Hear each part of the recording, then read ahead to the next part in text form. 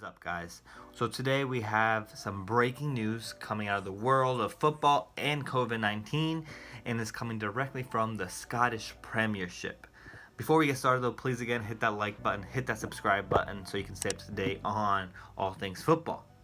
Now, as I see here, I'm reading a paper from The Guardian. It says Nicola Sturgeon, Scotland's first minister, has warned Scottish football matches could be shut down after she condemned Celtic and Aberdeen players for breaches of coronavirus safety rules that have led to both clubs having their next two games called off. So this is crazy. This is a crazy news coming out. We don't know the article tells you exactly what's happening. I don't know the exact safety protocol rules. I don't know if it's just training, go home. I don't know how much of family they can see. That was my first couple questions when I heard about this breaking news. It looks like here Celtic's defender was guilty of a flagrant breach of the UK's quarantine rules after he flew to Spain. He returned to the club within 24 hours without self-isolating. So that is big news. You can definitely put a lot of people in danger. I understand how that is an issue. And it looks like from Aberdeen's side that about 8 players had broken the sports lockdown rules by attending a bar. And 2 of those players now actually have been diagnosed with COVID-19.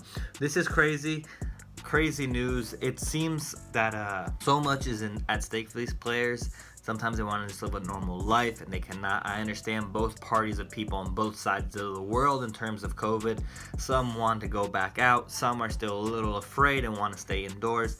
All of it is understandable. We understand that different people go through different things all differently, and for this we had 8 players from Aberdeen going to the bar, and 2 of them apparently have been diagnosed with COVID. These are the risks people. That's the thing, when you want to go back out into the world as it is now, if you want to go out to bars, to restaurants, you are doing it with the understanding that you may get COVID from that activity you have been doing. But if you're going out there knowing that it is different, the problem is when your job is at stake and it involves so many other people. The rest of the world at this moment has been working virtually, working from home, whereas soccer players, football players, they are not. They have training with it's not even just match-to-match players, it's training within the coaches, the coaching staff, the staff from the football facility. It's a lot of people going into it, so I can understand how the treatment of this is more severe from someone who has been working at home